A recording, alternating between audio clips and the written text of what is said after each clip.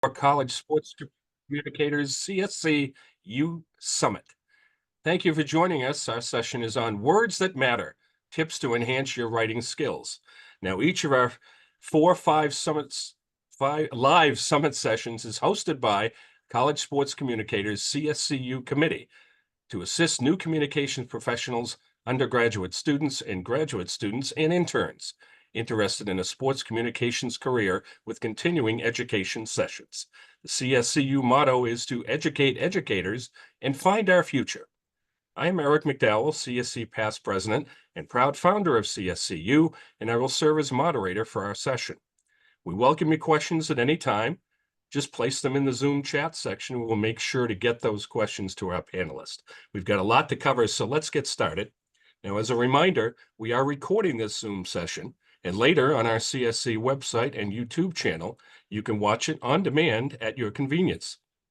Now, writing is the foundation of our profession. In fact, as most of the original athletic communication professionals decades ago were sports writers in background. Today, writing is still extremely essential, as just like it is back then, you tell the story of the student athlete. Now, let's meet our panelists for today. Kristen Keller, UC Santa Barbara Associate Athletic Director for Communications and Digital Strategy, and a CSC 30 Under 30 Award recipient. Kristen, thank you very much for joining us. David Kiefer, Stanford University Executive Editorial Producer. David, we appreciate your time. And Don Stoner, Augsburg University Sports Information Director and a 25-year award recipient. Congrats to Don. Learn more about each of our panelists at our CSU Summit page on the CSCU Night 24 convention page at our website. Now, our first topic of the three is recaps. So let's start this relay race with Kristen. Here's the baton. Yes, thank you so much, Eric. So happy to be here and talking with all of you. I started off as a freshman in the SID office at my school, so I understand where all of you are coming from. And recaps are so important, obviously telling the story and making sure that the student athletes are being represented and that we're giving the accurate information to the public. So one of the things that I know has come about, at least with recaps over the years, is some people switching to more of a bullet point format. And that's awesome for helping to do intake for people to get the quick points of what we're trying to do and what we're trying to say about a game. But there's also still a lot of importance in those bullet points and making sure your word choice is good and making sure you're highlighting the game as much as they can. So one thing we've done here at UC Santa Barbara, we make it so that our media, as we do have a pretty good media market here, we write our recaps so that they can take away the bullet points, they can take away all of our formatting, but still have it be a story that can go in the newspaper. And that's typically how we interact with our media here. So even though we're not necessarily writing a full long form story, we're making sure that it can be turned into that type of platform and keeping it around 500 words. As we all know, that is kind of the bread and butter of what people are willing to digest these days. So making sure you're very efficient in the words that you're using and that you're making sure you're making it digestible for any reader to be able to come in and see the points. And it's still just as informative. Exactly. Exactly. David, your thoughts? Yeah, I mean, I think when I see the stuff that's going on that people do around the country, I think the first thing I think that I would like to see more of is just the important information on top. You know, I think a lot of times we, especially young writers, get stuck in kind of the play-by-play aspect of a recap where they feel like they have to list everything in chronological order or something like that, and that's really the wrong approach. I mean, you have to make sure that the important stuff is at the beginning of the story, and then what I try to do is I try to personalize it. So I try to get a name in the first sentence. You know, Joan Smith hit a 2-run home run to lead Augsburg to a 3-2 victory over St. Bonaventure. I don't know if they play each other. I don't know, but anyway, that kind of stuff. And even if it's a loss, you can still pull something out, even if say somebody had 2 hits and that was it. So-and-so had 2 hits but was unable to prevent Stanford from losing to UCSB or something like that. I think that's the 3 things that I try to do is personalize it, make sure the important runs or the important information is on top, and that would include also describing the importance of the game. Hey, somebody pulled into fourth place to receive a bye in the first round of the conference tournament, stuff like that. That's kind of a big picture stuff. And then also just avoid the play-by-play. Now, Don, many people can relate to you of schools that are in a major city or a market where there's pro teams everywhere and a lot of other things happening. So talk about the fact that, as you stressed, you are the media outlet, Augsburg. Yeah, Augsburg is located, it's a Division III school for those of you who don't know. We're located in Minneapolis, St. Paul, which is the 15th largest media market in the country. We've got the 4 major professional men's sports teams, MLB, NBA, NHL, NFL. We've got Major League Soccer, we've got WNBA, we've got women's professional soccer, a minor league baseball team. Oh, and the University of Minnesota, Big Ten school, literally 1 block from my campus. So needless to say, we don't get a lot of media attention. So we have to be our own media outlet. Like Kristen, we use bullet point styles in our recaps, primarily because when we started doing it, we had 3 different people writing recaps, 3 different levels of writing. So we kind of wanted to even the playing field out, so that if you looked at our website, stories would relatively be the same. But I'm also from an old school newspaper background, and I still use the inverted pyramid, even in a bullet point format. Still try to, as David said, try to lead with an athlete, those type of things. But again, going back to what Eric had just said, we are our own media outlets, especially at the small college level. My wrestling team, men's wrestling, has won 15 national championships. Incredible. And this past year, when we won, we had a grand total of 2 paragraphs, 2, in our local, the big newspaper, this Minneapolis Star Tribune, 2 paragraphs. So we basically have to tell the story ourselves. And using bullet point method or using a long form feature format, those type of things, we tell the story ourselves. And we tell the story to the people that want to read about us. Now, a word I want to use too is balance. And one of the things I really like nowadays is work-life balance. It's really improved for people and they understand. Let's talk about balance of recaps, because every school in this country at all level has the marquee sport, the sports that are always there, like Augsburg wrestling, for example. Okay. Well, Santa Barbara, I always thought of their basketball, men's basketball. And so in this case, let's talk about balance.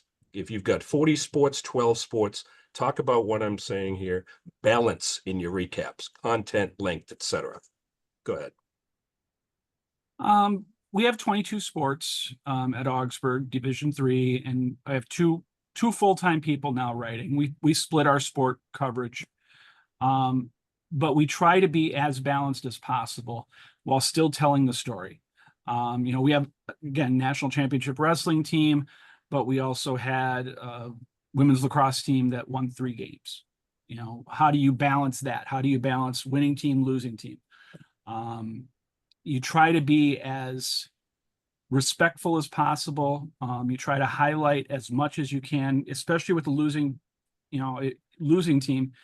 Try to get as much information as you can without going overboard or without sugarcoating things. I always believe in you tell the truth. If you lost 15-0, you lost 15-0.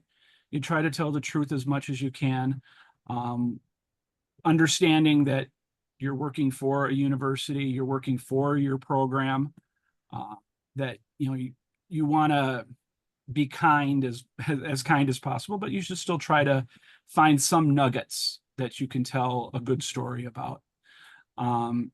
Also, there are times when on a Saturday when you've got 5 or 6 recaps that you have to write, especially for us in the wintertime when we have basketball, hockey, wrestling, swimming, indoor track, all the sports, and you try to be as concise as possible, while telling the story, and there's going to be a wide variety of wins and losses in that. So we just try to, you have to be as fair as you can to each sport, to each athlete, because each athlete is important. And David, and I've had teams. I had in our first year in D1, a men's basketball team that went 1-25. And so it leads into our next topic and a little bit about features, because the recaps had to tie in features. But which way do we want our folks to look at this, and what is best? If you lose 12-0 and you're doing an AP format, you have to say, if the other team, if she hit 4 home runs, is that the lead? Some people will say, well, it's our website. Talk about the balance there, about the story. It's for your website, but it also has to be factual about the event itself, right? Yeah, I agree. I mean, I think you don't have to avoid any mention of something that the other team did. I think that's important. You don't have to go, obviously you're writing for your own school, so you're going to highlight, even if the contributions are minimal, you're going to highlight those things first. First, you're not going to make the other school the lead, even if somebody necessarily had a huge game, but you don't have to avoid mentioning it. And I do that with, I think I try to just make it more dramatic. I try to tell a story in kind of a narrative. And so if there's some kind of story, that say the other team scored 8 runs in the first inning, and that they end up with a big victory, you got to mention that, and maybe you mention a person who might have had some big part of that, but then you can go into your own stuff. I don't try to do too much of the balance stuff, but I do think it's okay to mention something that somebody else does, on another school. It's factual, and I think it's important to not be so one-sided in your own school that you can't acknowledge anything good that happened at the other school. And Kristen, last, we'll touch on this briefly, is for the young folks out there that are not familiar with writing sports like a cross country, track, swimming, personal best, touch on that for a recap. Yeah, you just want to make sure, again, that those are the things, as we all kind of mentioned, and as we'll kind of go into when we get to features, those are the things that matter to your student athletes. Like, we started doing it this year with track and field, where we were posting everyone's personal best. And I had some interns working with that sport, posting on social everyone's personal best. I'm like, why are we doing this for every single person? Like, the athletes keep sharing it. And I actually logged into the account, and every single one of those athletes was sharing that every single week when they hit a new personal best on their own channels. And so that's when I'm like, okay, well, if we're putting it there, then let's put it in the recap. And so it made the recap a little longer, but it's what we learn matters to our student athletes, even at the Division I level, that they are being recognized for their accomplishments. It might not be a school record, but it's their record. And so making sure we're highlighting those things across all of our sports is crucial to making sure, again, our jobs we wouldn't have jobs if it wasn't for these student athletes. So it's really important to make sure we're highlighting them the way that they want to be recognized. Yeah, for example, women's cross country up here, tremendous meets, and your best student athlete may have finished 39th. So where do you find the positive? Look at her time. Is it personal best? Look at how many competitors there were, 220. She finished in the top 20%. Those are the things to consider. So thank you very much for your thoughts, folks, on that. So now we will feature the features. Really good. Take some notes on this, folks, because these folks are really going to give you some assistance on this. So next up on the plate for features and bios at bat is Don. Yeah, we were talking about this in our setup meeting about writing, trying to make time to write features and bios. Unfortunately, for a lot of us, with everything that we have to do, the long-term features kind of have gone away at some of our schools, and mine in particular. I don't have the opportunity to write as many long-form features as I would love to write. But it's still important to have that in your mind, in the background, especially if you're pitching a story. A lot of times I pitch feature stories to our local media. Well, in reality, I'm writing a feature in the email that I'm sending to a reporter. I'm gathering information about this individual that I want to have featured. I'm gathering the hook of the story, the nut. that, why should we tell this story about this student athlete? What is compelling about this person that we want your readers to know? I'm trying to give that information to the reporter, so the reporter's interested in coming out and doing a story, whether it's TV, newspaper, radio, whatever. So sometimes I think the pitches that we make are as much features as a feature that we would write on our website.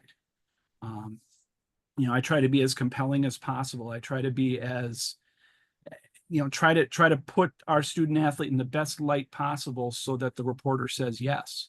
And we've been pretty fortunate. We've had some pretty good features done even in a large media market, especially surrounding our successful sports like wrestling, men's and women's hockey, men's and women's soccer have been our successful sports in recent years, and we've been able to get good features. But probably the best feature pitch I've done in quite a while was on a cross-country runner who came to Augsburg from Africa. The Twin Cities has one of the largest East African native populations in the country. And he came from Ethiopia, came to our school. He works nights as a personal care assistant, goes to school full-time, works full-time, and somehow has the ability to practice running and run in meets where he won our conference cross-country championship 2 years in a row. So, we got that story out. I told his story to a reporter, wrote it up like a feature, sent it to them, and they went out and wrote a story on us, and it was a really successful story.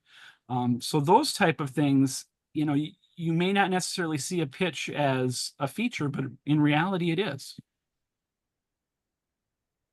Now, Kristen, you can also have a feature about special awards, right? And stories that assist the coaches in a recruiting standpoint too, that we are the people that deliver the news, the media and the fans and alumni, but there's nothing more rewarding than when a coach comes to you with a recruit and she's from Portland, Oregon, which is a bit of a trip from here, and says, I saw that great story on Anna.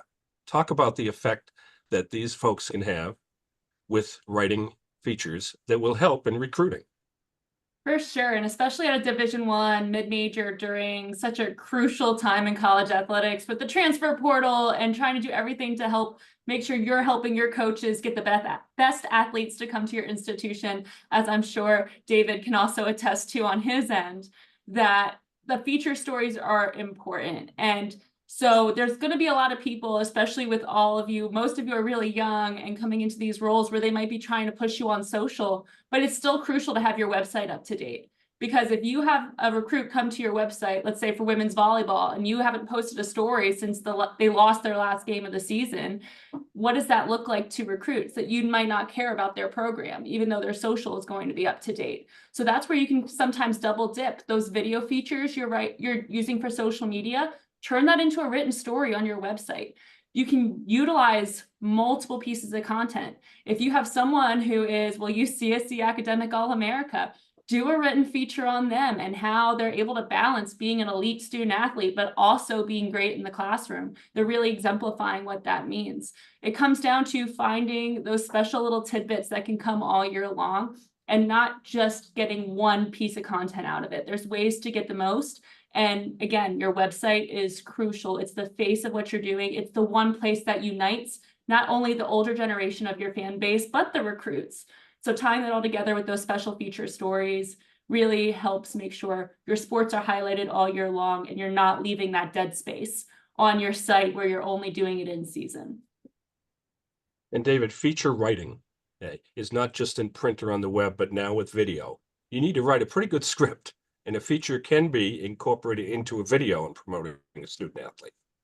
Yeah, I mean, I think those are both ways to tell impactful stories. I think I want to go more to the written part. So we've kind of made that a priority with our department about long form features. So I write a long form feature that's maybe between 2,000 to 4,000 words each month. We put a lot of emphasis in that. We have a designer who designs the look of it. We have a editing process. But I think it's important, I think, to know that the written word really can be as impactful, if not more so, than a video. And I think that's maybe the danger that we kind of get caught up in with our line of work, is the video and the social media stuff. And I think telling the stories, really nobody can really tell a story in the depth that we can without writing. By writing is really the key, I think. And I'm biased because I love doing it, and like I said, we've made it an emphasis in our department. But it takes the group, in our staff. Like we have each person that works with their sports will present me with possible story ideas. I'll kind of mull them over, and maybe over the course of the year, something else will come up, but we have a pretty good idea of what we want to take on. And then fortunately, the coaches are all very cooperative. I think even with the pitching idea, of course, we pitch stories to media, but I think we can tell it maybe differently on our own. So that doesn't change maybe who we choose to focus on for our own stuff. And again, nobody can tell the stories like we can, because we know the athletes and we have the access that the media doesn't have. So anyway, that's kind of the approach that we take over here. Mm-hmm. And for those of you in the audience, where do we find these features? Susie won't come in and say, hi, I'm doing this and this and this and this. Go to your SAC groups, Student Athlete Advisory Committee. Oh, yeah. Glad to see the heads nod. They know where we're going on this. You can go to the training room and listen to people talk, but go to SAC, show a presence, show to all those sports. They're the leaders, the cream of the crop, and they will share you stories. We had a freshman baseball player with cancer. I never would have known. The captain at SAC came over and said this, can we do a fundraiser? I did a home run derby, off we go. Never would have known without SAC. You can take the time, get away from the desk, get away from the camera, and go to SAC. It'll help you professionally and personally, but most importantly, you'll find those features with SAC. Yeah, Eric, I totally agree with you. And I do go to the advisors, the student athlete advisors in our department there, and I talk to them, and I ask them for ideas, and a lot of them will provide me with ideas. I've gotten some great stories out of this. Yeah. And on top of that, it's just a great way to build a relationship with your student athletes. Build that relationship with your coaches. Have a heart-to-heart with the coach and say, give me an individual who you wouldn't necessarily think would be a good feature, but maybe has a good story to tell. If you develop those relationships, the story ideas will come to you. And we're in the relationship business as much as we are in the communications business and in the whatever other businesses we all have. But building those relationships is so important.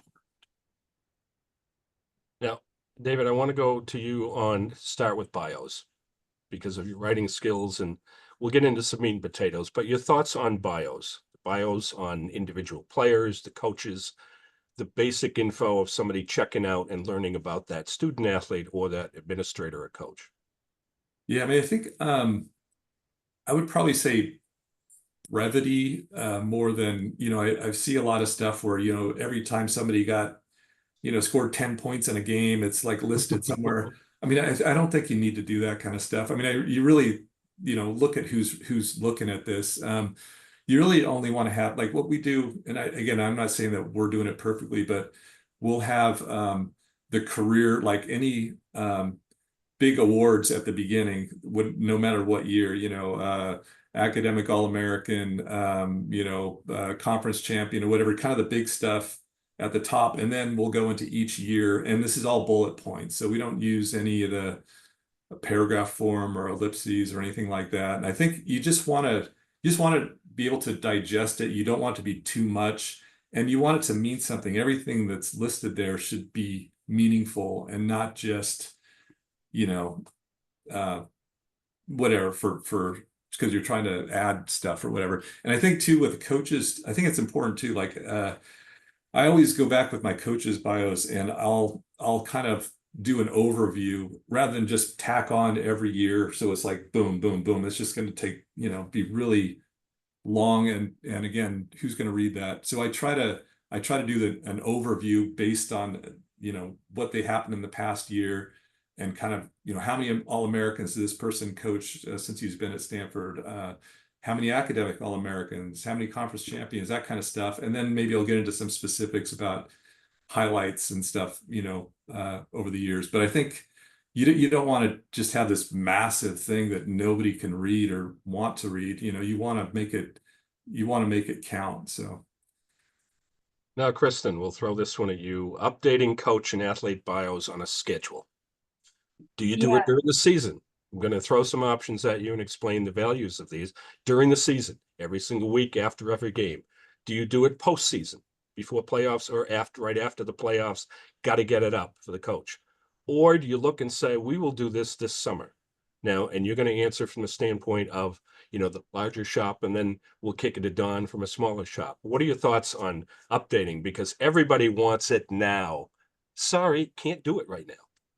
Exactly. And I was actually going to kind of touch onto all of it, because I started my career as a one-person shop at a small NAIA. I worked at Northwestern, where I was the intern updating every single week with those 10 points that person scored. So I've done a little bit of everything within the bios. And for myself here at UC Santa Barbara at the mid-major level, what I found is just we're doing them at the end of the season, but we're doing them as quickly as we can at the end of the season. And for us, our priority has been the student athletes. Not that the coaches are important, but I feel like, especially again, kind of going back to that transfer portal era, everybody wants the most accurate information. And even if your school might not be the best fit for your athlete, having that information up to date helps them for wherever they may be going. So that's something where, again, I'm serving them until their very last day in the blue and gold. So making sure that their bios are up to date so that their release can be written very efficiently at their next institution, wherever that might be. Or we have an athlete getting drafted to the NBA, making sure the NBA can find their information very easily for how they did this year. So that's always been our priority here, is get that information up as soon as we can so that we can move on and let those athletes be represented in the best way possible. Now, Don, when your wrestling team, as always, goes all that way and wins the title, you don't just drop the ball and let the other sports sit. Of course you don't. Yeah. You find a way to get it done and you get them updated. So talk about on your level about when your timing is, and also give tips to our audience about students. They can help here, right? Yeah, certainly. Unfortunately, sometimes with decreasing budgets, we don't have a student, sometimes we don't have a student workforce. We used to. We don't have as much anymore. But in the past, when we did, students would be the people that we would charge with writing the bios or updating the bios from year to year. Right now, with a two-person shop here, I'll admit we probably do most of our stuff during the summer months when it's a little quieter. Then our assistant SID takes on the role of updating bios for student athletes. We both update coaches' bios, and as often as we can. And sometimes we try to get the coaches' bios updated a little bit quicker than student athletes. And it all depends on the institution, and all depends on the coach. We have certain coaches that want that bio updated the day after the season's over. And they're very persistent on it. And we try to do our best with that. And there's others that, we can take our time and craft a little, a good message and craft that bio that, puts them in the best possible light for recruiting. And again, for student athletes, unfortunately, at my level at Division III, and I assume Division II and, other schools as well with small shops, you do it when you can. We have 400 plus student athletes and 2 people to do everything about them. So you got to kind of make your time to do it. It's still an important task. It's still a vital task. But we try to do it mostly during the summer at our place. Which is great because you don't have distractions, nobody knocking on the door, no rain out makeup today on your campus, etc. No distractions. One tip on my end too, before we top this topic, is new coach administrative hires. Plan ahead. Okay, at any level, you could have a press conference or one reporter come over, or TV or whatever. You don't want to have to call the person that day and say to the SID, hey, can I get this? If there's any way at all that you can work with the administrator and explain the advantage to you and your institution. Who is the person?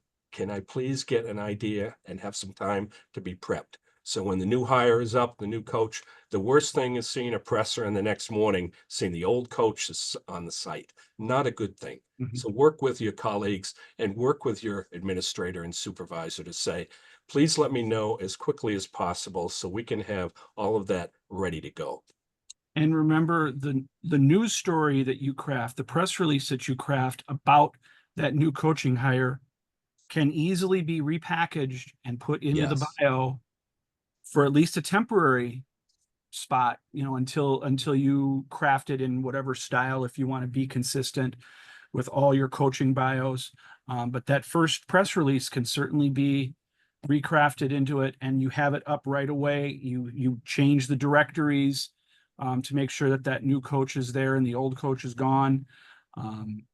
So, repurposing stuff is certainly within the realm of what we do. And make sure to add some quotes, folks, on the bottom. Why I chose Atlantic Pacific, why I came to this job, what made it attractive, etc. Helps recruiting, helps your content. Let's move to words are important. Okay. And this one's going to be volleyed around. We're going to start with David here. We want to hear about finding your voice in writing, your style in a new job. Talk about how important words are to the athletic communications profession. Yeah, I mean, I think everything we do is kind of deals with words and writing in some respect. And I think one thing that I would like to see more of is some kind of training, for your students that are, or not just students, but anybody who's joining a profession. I think we have like a wild variety of levels, and I think it really pays to have maybe somebody who maybe has some expertise in writing on your staff to kind of help train with maybe some of the stuff that we talked about, the SID, so we're all on the same page, and also to just have a better idea of what good writing is.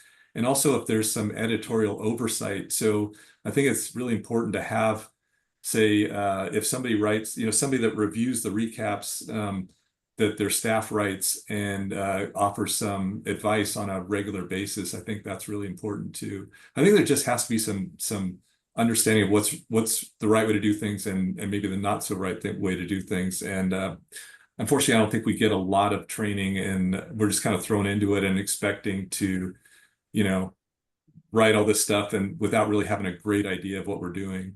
So I think those are important. And I think as far as just real quick about the finding your voice part, I'm kind of on the opposite end, Eric. I think you need to start off with not having a voice. I think you need to just get your writing down first and know what you're doing and be a good writer before you even dare to try to insert your own kind of personal voice into it. I think if you get to a certain level, that's fine, but I wouldn't advise that at all, really. Now, Don, you can mention to the group about Don Ranley, and where we're going with this is that, folks, we're on a college campus. There's classes, there's night classes, there's English professors, the people, the resources are right there for you. And you could take a night class. You could talk to an English professor. These people will help you, and you don't have to pay tuition for it. They're on your campus. So talk about who Don Ranley was and the value of having a professor to help you in this area.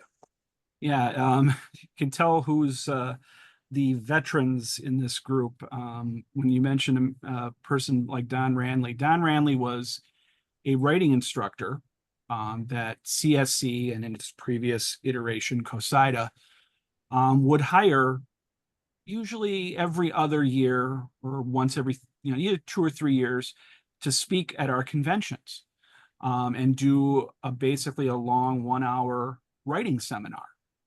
And it was always said that if Don Ranley was on the schedule, you run, don't walk to that seminar. Couldn't get in. It was good. I remember one of my first years in the profession about 20 years ago. He posted on the big screen a bunch of different writing examples and what he liked and what he didn't like about him. And they came from entries and winners from the COSIDA writing contest. Some were, as they call them, fashion do's, and some were what they called fashion don'ts. Lo and behold, one of my stories that I had written about an athlete of ours, Devin George, who was the first and still only Division III player to ever be drafted in the first round of the NBA draft, won 3 titles with the LA Lakers. And I wrote a story about him and his homecoming when they played the Timberwolves in Minnesota. And it was picked up. I wrote it for d3hoops.com. So I had no input into how it was laid out or anything. And all of a sudden it goes up on the screen in one of Don Ranley's presentations as a fashion don't. Mostly about the formatting. Right. A little bit about the writing style. But it was interesting to be a fashion don't in that regard. But Don Ranley, look up him on Google. I think they still have some of his seminars. Missouri, St. Louis. Yeah, he was from Missouri. Another person that still is very active with us in CSC is Malcolm Moran. Malcolm was a longtime reporter and columnist at the New York Times, covered basically everything in sports that you could think of. And he's still very active in CSC, and is still now active as a instructor of sports journalism for Indiana University. And he's another person that if you see him presenting, run, don't walk to hear him talk, because it's outstanding about the craft of writing. And writing is a craft, and communications, everything we do is communication. And the words we use and the style we write matters, whether it's for social media, whether it's for video, whether it's for writing, whether it's for the written word, everything matters. Everything is important. Every word matters. That's right. Just a reminder, folks, to get those questions into the Q&A format, and we'll be looking those up and fire away with those. So, Kristen, talk about your thoughts on words that matter. Yeah, I mean, words are so crucial, and especially in a world of AI, which is a wonderful tool. It is not the be all end all. We actually do use it as a tool at UC Santa Barbara with our recaps through sidearms. We put the XML in, but again, it's a tool.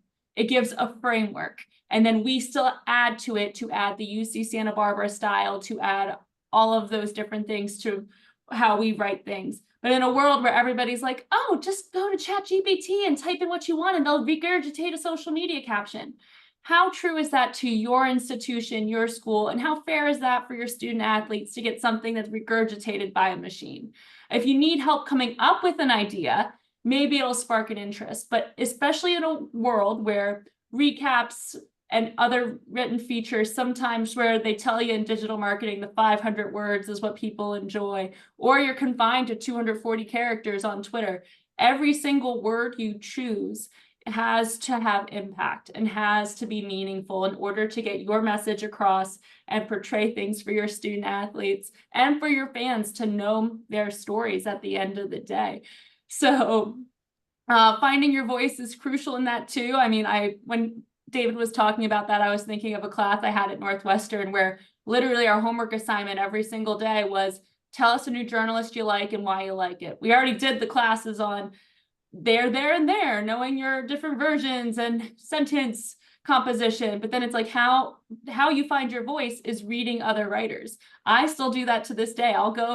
I've read some of David's pieces on Stanford's website. I've gone to other institutions just to see, okay, I feel like I'm getting a little stale here. What are other words I can use in my bios? What are other words I can use? Or how can I write some things differently? And a lot of the people within athletic communications as a whole has given me inspiration to be able to write. So utilize your colleagues. AI is only a tool, and being able to really be impactful with those words that you're using. Great segue, Kristen, because our first question comes from David. How much can AI be trusted for research into a program's history or other research projects? Thoughts? Yeah, I feel like, go ahead.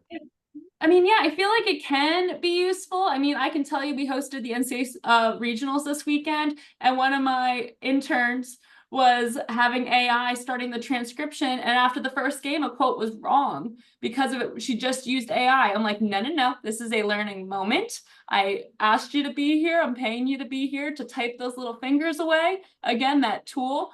It can be helpful in order to set things up. I'm reading the question through myself, but I mean, at the end of the day, history is history. And so it's kind of, I feel like it might be kind of difficult. I'm not the most AI versed human. I know my limited capacities in it, but either way, it is a tool. And again, like, utilize it as such, but I would not, at the end of the day, there's a reason we all have jobs. And as much as the world is turning to AI, we are learning day in and day out that there are imperfections with that tool. And so we are still necessary in making sure the story is told right, whether it's through research and finding history and making sure we still double check those facts. And at the end of the day, whatever you put in that record book, someone's going to see it 50 years from now, and that needs to be accurate. So that would be my caution in using AI in some of those type of facets. I hope I answered the question appropriately. Yeah, I'm in agreement on that, because just remember, AI as a tool can only use what it sees online. So garbage in, garbage out. It's not may not necessarily see back far enough where you can confirm that something happened, that something's historic, that something, that a record was broken. I mean, I still trust, I would still trust more the physical books, the physical record books, the physical yearbooks, or old copies of student newspapers, things like that, over necessarily putting 100% accuracy on AI, because AI can only see what we have put into it online. So if you don't put it online, you don't necessarily see it come out in AI. I mean, I think go ahead, David. Just real quick, the big weakness with AI is the big picture. You don't get, that's not part of it at all. AI is a foundation. It's not the entire gymnasium or house. Quick, before we go back to the questions from Liliana, a comment: I have a science, math, engineering background and quite a dramatic career change going into athletic communications. A deer in the headlight moment. We've been there. For me, when I learned how much writing I'd have to be doing. This is my third year at my school, 2 undergrad, 1 year full, and my writing style has been different each year because I see what other schools do and try to make that work. This year, I started using AI to help guide my writing, and I have cut down my time on writing probably by half, because it would take me forever to write a recap. Great comment, Liliana. Thank you for that. Let's go back to the questions. In our remaining time, we have Dalton. Do you all have any advice on writing headlines for recaps? Good one. I feel like I struggle to keep them short and sweet while still including the important facts. Go ahead. Well, just, I don't know if this answers the question, but one of the things that I see wrong all the time is headlines have to be, they need to be in present tense, not past tense. And it drives me nuts whenever I see something in past tense in a headline. So I would say that's the first rule of thumb, is just knowing that a headline has to be in present tense. I'll let Kristen or Don talk about the technique, I guess, of headline writing. Kristen? I was going to tell you to throw it to Don. That is always, headlines is the one thing in my career. Even like, I was trained as a journalist. I thought I was going to be a journalist, even though I was at athletic communications all the way through. Headlines is the one thing I've always struggled with. My rule of thumb is keep it short, sweet, to the point. I see some people with super long headlines, and then it gets to the ... portion on your website. So for me, it's just like, you want people to be able to read your whole headline. So how can you sum it up into a couple words? That's my best advice, is you don't want, again, I mean, it's clickbait culture, but you don't want to be part of the clickbait culture, in my opinion. You want people to click on it because they want to read about your team. I hate having the ... because your headline's 30, 40 words long. Don, so we can get these questions in, we'll get each of you to throw one answer on this one. So we'll go to our next one. Don, you can hit this. For just websites, do you post recaps for every single game, home and away, all sports? I'm at a junior college, and I feel like there is value in that, but wanted your thoughts and input. So we'll let Don take that one. Again, we're the historical record of our institution, and the website is now our historical record. So we do post recaps for every single game, home, away, doesn't matter. We post a recap for every game. I see some schools, unfortunately, post or at least highlight only their wins, only games that they win, and then they don't even post a story about losses. And it's just that's like nails on a chalkboard for me. Yeah. Tell the story. You know, if you win, you win. If you lose, you lose. You have to tell the story accurately about your institution, and that requires writing a recap on each event. Yeah, it's tough on a Saturday again when you have, you know, we have 8 teams competing in winter sports, and you got to find the time to write a recap when all of those teams are playing on a Saturday, but you still do it. You still need to do it. You can keep it short and sweet. If you lose 10-0, or if you get no hit, you don't have to write 1,000 words about that. You can write 200 words and get out of there, you know, and just get that out of the way. But you should still definitely have a recap of each event, just for the historical value, because, you know, when I retire in about 10 or so years, somebody else is going to have to take over for me, and they're going to have to find out information about games in the past, and I don't want to cheat them. You know, so so we write a recap on every event. David, this one's coming to you. Perfect. And look forward to this answer. In a nutshell, what are your recommendations for simply getting started with writing? What are ways you would suggest to practice? Thank you, Danielle. I mean, I think the recaps are really the perfect way to really, you know, you're doing it a lot. You're getting some volume out of it. You can, again, I think it helps to have some oversight, and that's really how I learned. It was in a newspaper setting, but it was the same situation where I was lucky enough to have an editor that would go over my work, every single story I wrote, and it was painful to go through it sometimes, but I learned tons from and got better every time, just by knowing, you know, what I was doing and what I wasn't doing. And I think that's really the key, I think, is just having some oversight. And but I think the recaps are a great way to just kind of get your feet wet and to try to learn how to kind of tell stories in different ways. Kristen, how do you keep your writing style similar across different sports? That's a very intriguing question. Yeah, so kind of how I was talking about at the very beginning with the bullet points and things like that, the way that we structure our recaps here, at least at UC Santa Barbara, I make it known to my assistants and to our student interns who are writing recaps that, like, there are multiple things that we have categories, and I'm like, those categories must be in each. How you write in each category is up to you. And so that way we at least know the same details are going to be covered. So we always have our opening paragraph that's maybe a sentence or two just saying we won, lost, blah, blah, who we played, the who, what, when, where of journalism. And then we go into the how it happened segment. And then we do our looking at the numbers, which is our bullet points, and then the up next, or if it's the end of the season, in conclusion. It's a little bit more difficult for that for the sports of swimming, tennises, things like that. So we just make sure that they follow that same, I'm like, just make like the how it happened section for those stories, but make sure you're answering your questions as you're going through there. So that's something that we do. We keep it short, sweet, to the point. That's always what I say. Like, people aren't coming here. Not that for recaps specifically, I'm like, this isn't meant to be that in-depth feature where you can really showcase style and really showcase a student athlete's personality. Like, this is meant to, someone's coming to read this because they want to know what happened in the game. So, and also it's one of those things that it's crucial to have that information on your website, but it is one of our lesser read things on our website. So it's just like, okay, make sure you put the information in there and get it done in an efficient but accurate way. So that's how we go about it. Don, for recruit releases, how do you keep them from sounding repetitive when you have so many to do? Thank you, Lexi. That's a very good question.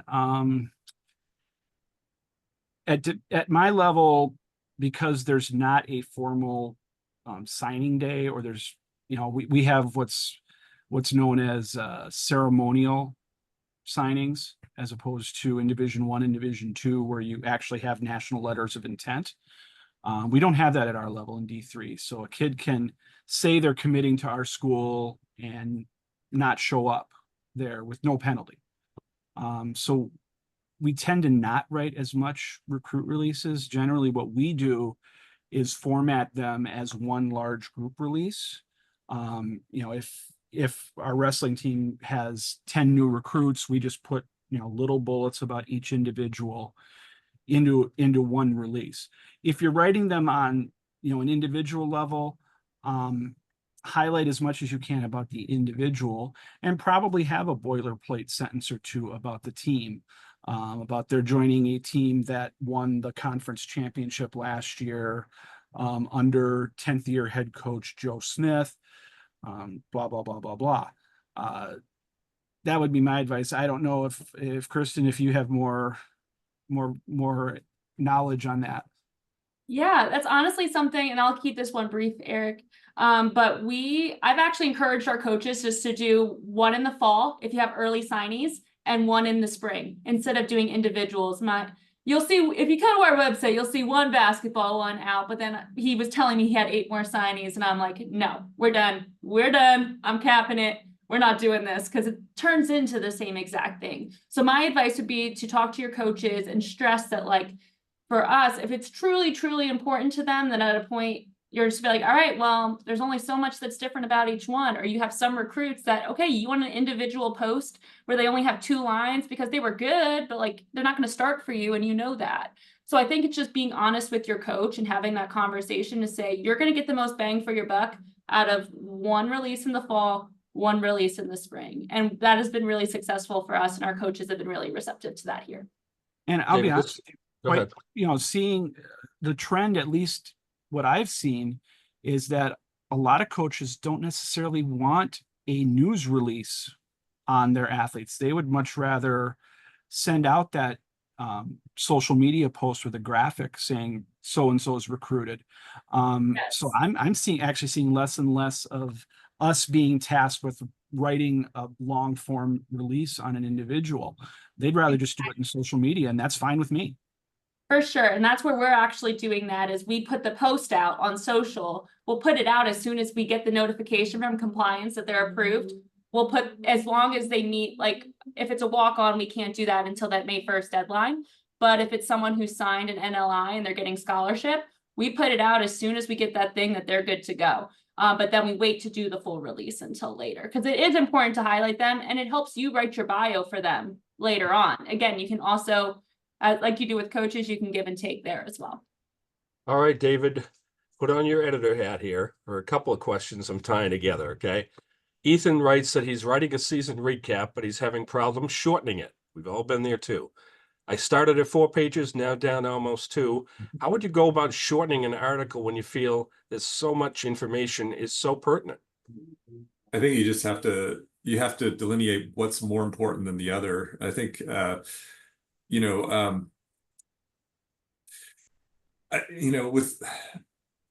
again, brevity, I think is a good thing. I think I would rather have something that's, I think with my season recaps, I try to keep it at 500 words, and then I'll list honors below that, like an individual's name and then the honors that they've won over the course of the season. But I think, again, the more you write, if you're writing something really long, you're probably getting fewer people unless the content is like really riveting. And I don't know if a season in review is going to be really riveting unless you have something dramatic that happened or a championship. So I would try to, again, less is more to me. So really highlight the stuff that really needs to be highlighted, and just kind of do without the stuff, or just list it, later on. Then, I think that's the way I would approach it. Thank you. Now I'm going to get 2 more in for our remaining time. So Kristen, great question from Michael. Again, everybody can relate to this. How do you approach writing about tournaments? Okay, you're the host. I recap at the end of the tournament with all the games, split up by games, or split up by day. Those double limbs. Do you recap the 9 a.m. and 11 a.m.? Do you wait if they play multiple games a day, etc.? You all know what we're talking about. Kristen, all of a sudden, yeah. USB is hosting an 8-team double limb tournament this weekend. What are you going to do? Yeah, so honestly, for me, some of it depends on the sport. I'm the golf SID, but I'm also men's basketball and men's volleyball. So my spring gets a little wild. And no offense to our golf team, our coach will be the first one to say it. They're not very good. So for a sport like golf, I had the conversation with our coach to be like, hey, do you really need me to say that you guys shot 10 over par every single day? Like, do you really need that? And he's like, no, I don't want that. And so I had that open conversation. And I was even looking at some other golf SIDs who are doing it every day, and it's 3 graphs. So I'm like, I feel like there's more impact to do one release at the end of the entire tournament for a team like our golf team. However, when it comes to tennis, where we were at the NCAAs and one of our women made it to the Elite 8 for the first time, like, we're highlighting every single day how she's doing, and we're highlighting at the end. Moral of the story for tournaments as a whole, we typically do end of the day recap and highlight everything. You're also just bombarding your website if you're doing after every single game in a tournament. So that's where it's I either recap the entire tournament depending on the sport after having a conversation with the coach to make sure they're comfortable, or I do each day. And then Don, I'm going to hit this one with you, and this will help our conference friends out there starting conference jobs too. Jared asked, I work for Division II conference, and we post brief stories on all poll rankings and awards, but see minimal traffic to these stories on our website. So any tips on increasing engagement without spending a lot of extra time writing releases? Thank you. That's a good question. I think our conference has actually gone away. The Minnesota Intercollegiate Athletic Conference has gone away from preseason polls, from preseason conference polls. So we don't write them anymore. On rankings, I have tried, I try to hit the first one. Sometimes when the team is ranked, but a lot of that I'm going more social media, where I'm just posting, we use Box Out for our graphics, and Box Out has a really nice setup for an individual sport like wrestling, where you have 10 weight classes. And we were very fortunate. We would have individuals ranked in probably all 10 of those. So we would just put those in a social media post and send them out that way. I kind of agree with Jared, what he said, that you see minimal traffic, and do you really want to devote time, energy, and effort into something that's really not going to see a lot of play?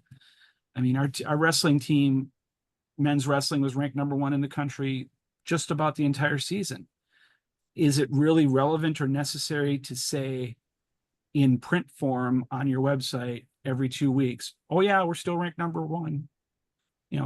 Maybe if it's a sport where, I could use an example like our men's hockey team that occasionally jumps into the top 10. Well, maybe, if you're doing it infrequently, that's your first time being ranked in X number of years, yeah, that's probably worth a story. But if it's just posting a ranking for the thought of posting a ranking, I don't know if it's necessarily worth wasting space on your website, and just you do it on social media. Well, Kristen, David, and Don, this was outstanding. Thank you so much. A big thank you to our presenters today for the discussion and their insights. We hope you really learned a lot of great things about writing. And again, this session will be on demand later on our CSC website and on our YouTube channel as well. And make sure to look at our CSU Summit schedule and join other sessions live, or make plans to watch them on demand at a later date. Thanks again to our panelists, and thanks to all of you. And get some rest this summer.